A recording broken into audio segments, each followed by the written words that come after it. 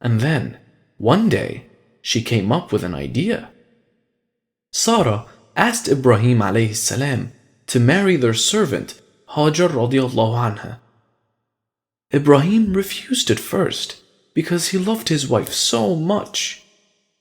But she insisted, and finally the Prophet obliged. She then prayed to God to bless the couple with a child.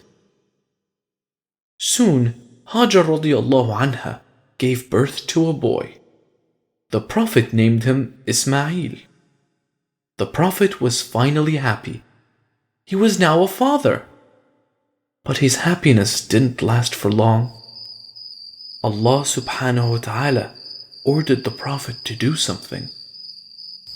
So, he went to Hajar and asked her to get ready. "Where are we going?" she asked. "You will soon find out," he said. Hajar radiallahu anha trusted her husband. So, she didn't utter a word and got ready for the journey. It was a very hot day. The Prophet and his wife kept walking under the scorching sun. Hajar radiallahu anha followed her husband quietly, carrying Ismail on her shoulders. They kept walking for a long time in the desert, and most of their food and water was exhausted by now. They finally reached a valley near Al-Marwa mountain. It was a piece of barren land, containing no signs of life. Then, without saying any word, the Prophet started walking back. He left the mother and child alone in that barren valley. They only had a small amount of food and water with them. But that wouldn't even last for 2 days. Hajar hurried after him. "Where are you going, leaving us all alone?" she shouted. She called him again and pleaded him to come back. But the Prophet didn't even look back, and he kept walking away.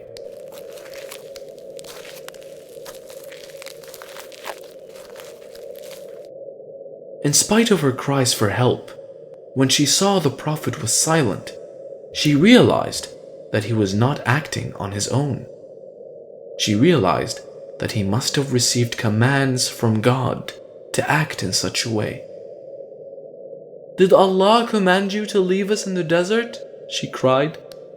The Prophet shook his head. Then his noble wife said, "Do not worry, we are not going to be lost, since Allah who commanded you is with us." The Prophet continued walking without looking back. In a few hours, the food and water that Hajar radiallahu anha had in reserve got over. The baby soon got thirsty and started to cry. She wanted to see if there was anyone nearby, so she ran up a hill called Al-Marwa. She stood there and looked around, but she saw no one. Then she ran to the next mountain, called Al-Safa, hoping to find someone from there. But she couldn't find anyone from there either. Then she ran back to the top of Al-Marwa, then again to Al-Safa.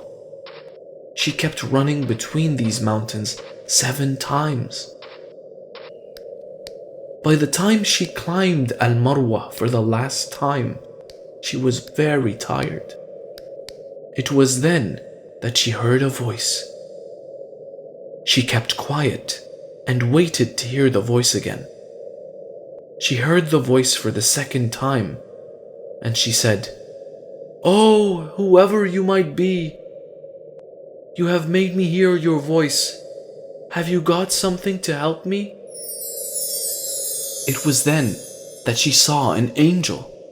The angel was digging the earth. The angel kept digging till water flowed from it. It was a miracle. When she saw the water, she ran toward it and placed stones around to build a basin. This place where the water rose is called Zamzam. Hajar radiallahu anha didn't go anywhere else and stayed at Zamzam. Days passed. Al-Marwa lay between a trade route between two towns. One day, a few traders were traveling through the desert. When they saw the birds flying around Al-Marwa, they knew the birds were there because of the water. "Hey, look," one of them said. "Looks like we can find some water there." Others agreed and walked toward Al-Marwa. When they arrived, they were surprised to find a woman. She was holding a baby too. "Shall we stay here and use this water, please?" they asked her. Hajar agreed, and they drank water from Zamzam.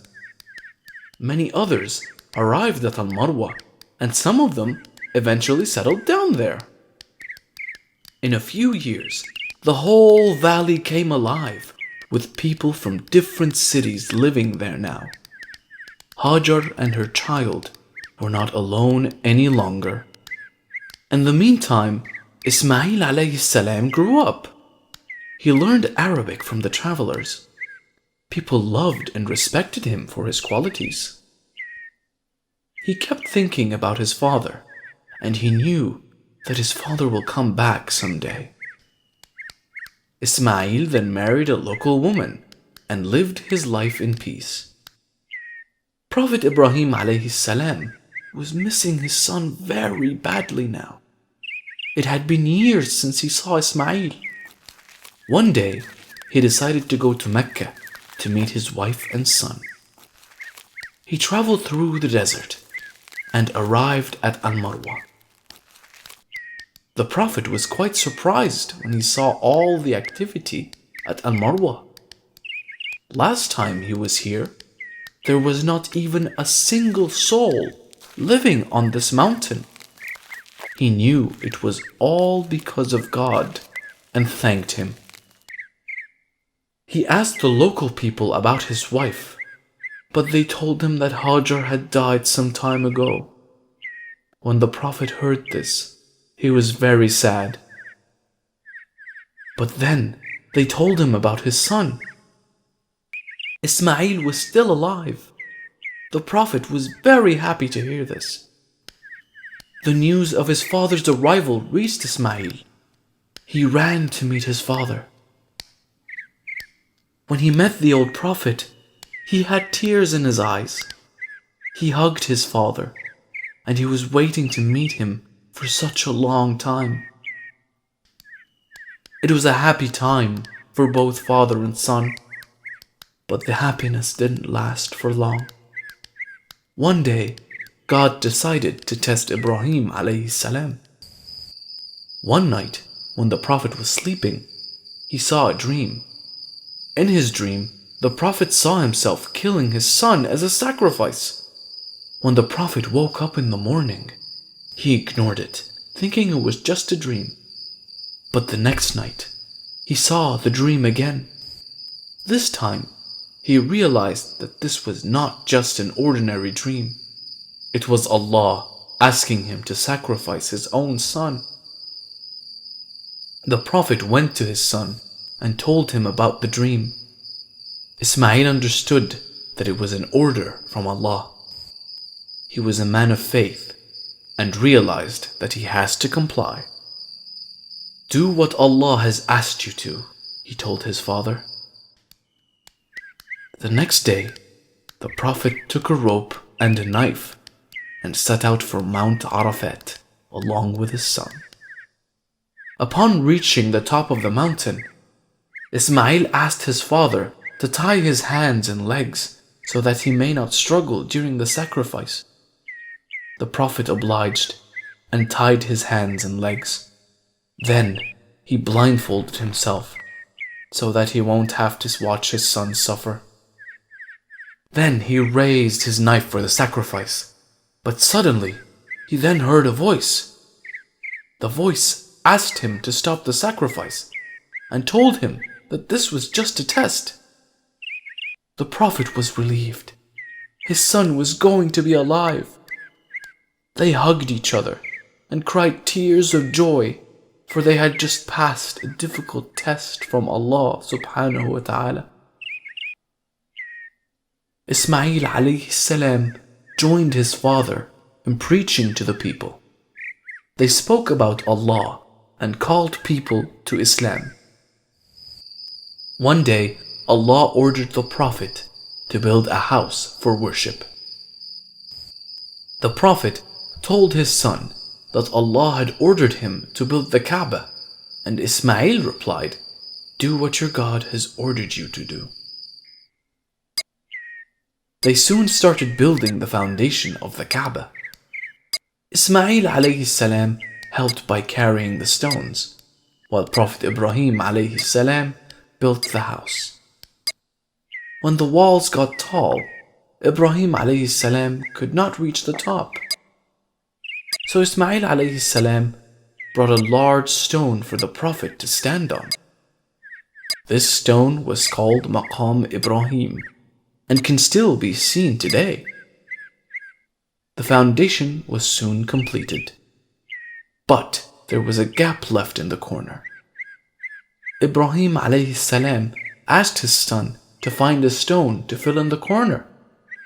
"I feel tired," he said to his father. But when the old prophet insisted, Ismail went searching for a stone.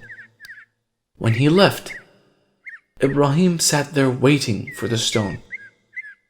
But then a miracle happened. An angel flew down from heaven carrying a stone. The angel told him that the stone was brought to earth by Adam alayhi salam from paradise. The stone was originally white, but because of the sins committed by people on earth, its color gradually turned into black. Ismail returned after some time, and when he saw the stone, he was surprised and asked his father where it came from. "It was brought by someone who never gets tired," replied Ibrahim. They had finally finished building the Kaaba. They prayed to Allah subhanahu wa ta'ala to accept their work. Allah was very happy with the Prophet and his son for spreading his message, and proclaimed the pilgrimage among men. "They will come to thee on foot and on every kind of camel."